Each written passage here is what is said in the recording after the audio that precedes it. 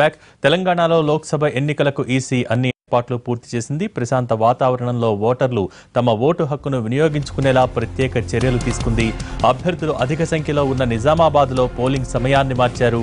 ఇక్కడ ఉదయం 8 గంటల నుంచి సాయంత్రం 6 గంటల వరకు పోలింగ్ జరగనుంది. సమస్యాత్మక ప్రాంతాలలో పోలీస్ బందోబస్తుతో పాటు సీసీ కెమెరాలను ఏర్పాటు చేసింది ఈసీ.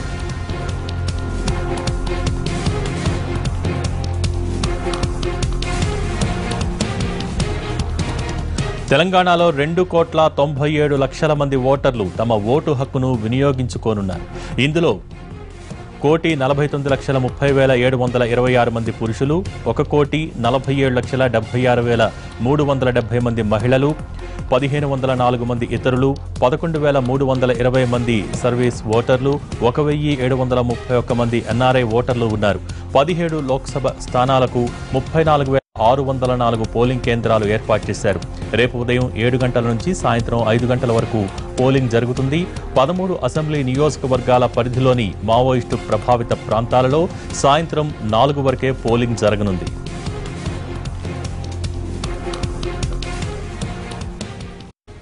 రేపు ఎన్నికల పోలింగ్ జరగనుండటంతో వరంగల్ జిల్లాలో పోలీసులు నిబంధనలు కఠినంగా అమలు చేస్తున్నారు.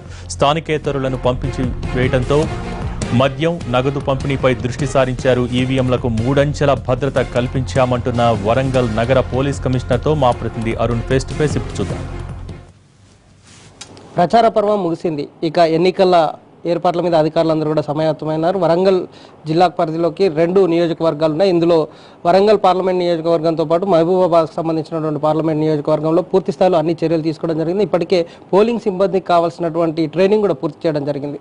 ఇప్పటి వరకు ఓటర్లను ప్రభావితం చేయడానికి కావాల్సినటువంటి చర్యలు అయితే తీసుకున్న ప్రచార పర్వం ముగిసిన తర్వాత ఇక నుంచి నాయకులందరూ కూడా వాళ్ళని మచ్చిక చేసుకోవడం కోసం ధనం మీద కానీ అలాగే లిక్కర్ మీద కూడా దృష్టి పెట్టే పరిస్థితి ఉంది. కాబట్టి వాటిని నియంత్రించడం కోసం ఎలాంటి చర్యలు తీసుకుంటున్నారు, పోలీసులు ఎలాంటి కఠిన చర్యలు తీసుకోబోతున్నారు అనేది మన దగ్గర పోలీస్ వరంగల్ సిపి కమిషనర్ ఉన్నారు, రవీందర్ గారితో మాట్లాడదాం. సార్ చెప్పండి, అంటే ఈ ఎన్నికల ప్రచారం ముగిసిన తర్వాత ఎలాంటి నియమాలు ఉంటాయి సార్, ఎలా పాటించబోతున్నాం మనం? ఓకే, మనకి 5 గంటల వరకు ఈ ప్రచారం ముగిసింది. దాని తర్వాత ఏంటంటే ఈ 5 గంటల తర్వాత ఎక్కడ కాన్స్టిట్యున్సీలలో వాళ్ళ ఓటర్స్ తప్ప బయటి వాళ్ళు ఎవరు ఉండడానికి వీల్లేదు. Election commission of India guidelines ప్రకారంగా.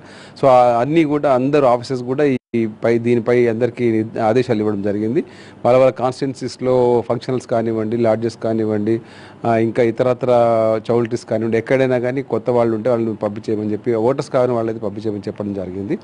అట్లాగే మనము ఈ 144 సెక్షన్ కూడా అమల్లోకి తీసుకురావడం, 5 గంటల నుంచి అమల్లోకి తీసుకురావడం జరిగింది.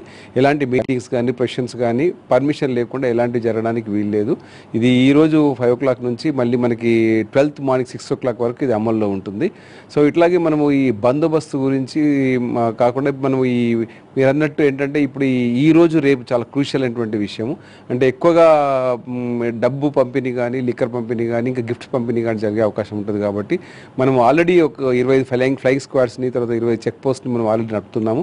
అది కాకుండా ఈ mall code of conduct violations వాళ్ళ టీమ్స్ కూడా ఉన్నాయి. అవన్నీ కూడా ఇప్పుడు టోటల్గా క్లియర్గా మనము కాన్ఫరెన్స్లో చెప్పడం జరిగింది. వీటి మీద ఈరోజు రేపు ఖచ్చితంగా దీని మీద ఫోకస్ చేయాలని చెప్పడం జరిగింది. ఈ మనీ పంపిణీ కాకుండా, గిఫ్ట్స్ పంపిణీ కాకుండా, లిక్కర్ పంపిణీ కాకుండా చేయడం జరిగింది. సో దీనిపైన పూర్తిగా దృష్టి సారించడం జరిగింది. ఇప్పటికే మనం 55 లక్షలకు పైగా డబ్బుని మనం కమిషనరేట్ల పరిధిలో సీజ్ చేయడం జరిగింది. అట్లాగే లాట్ ఆఫ్ లిక్కర్ కూడా సీజ్ చేయడం జరిగింది. దాదాపు ఒక 20 lakhs గుట్కా కూడా మనం సీజ్ చేయడం జరిగింది. గత అసెంబ్లీ ఎన్నికల పరిస్థితిని దృష్టిలో పెట్టుకుని కానీ కొంత ఏమన్నా సెన్సిటివ్ పోలింగ్ కేంద్రాలు పెరిగినాయా సార్? ఏమైనా సంఖ్య పెరిగిందా? ఎలాంటి జాగ్రత్తలు తీసుకుంటున్నారు? అక్కడ వెబ్ కాస్టింగ్ కానీ అట్లాంటివి ఎలా ఉన్నాయి? అంటే అది రెవెన్యూ పరంగా వాళ్ళు ఇన్సైడ్ వాళ్ళు వెబ్ కాస్టింగ్ కానీ, తర్వాత మైక్రో అబ్జర్వేషన్ పెట్టడం జరుగుతూ ఉంది. మా సైడ్ వచ్చేసరికి మేము అన్ని సమస్యాత్మక పోలింగ్ కేంద్రాల వద్ద మేము బయట కూడా మేము సీసీటీవీ కెమెరాస్ ఏర్పాటు చేయడం జరుగుతూ ఉంది. కాబట్టి ఇదివరకు జరిగినటువంటి ఇన్సిడెంట్స్ దృష్టిలో పెట్టి, అంటే లాస్ట్ టైం కూడా మనకి ఎలాంటి ఇన్సిడెంట్స్ జరగలేదు, ఈసారి కూడా జరగకూడదని చెప్పి మేము అన్ని బందోబస్తు ఏర్పాటు చేయడం జరిగింది. Almost same number of polling కేంద్రాలని మనం సంసద ప్రాంతానికి ఏర్పాటు చేయడం జరిగింది. సో ఎలాంటి ప్రాబ్లం లేదు.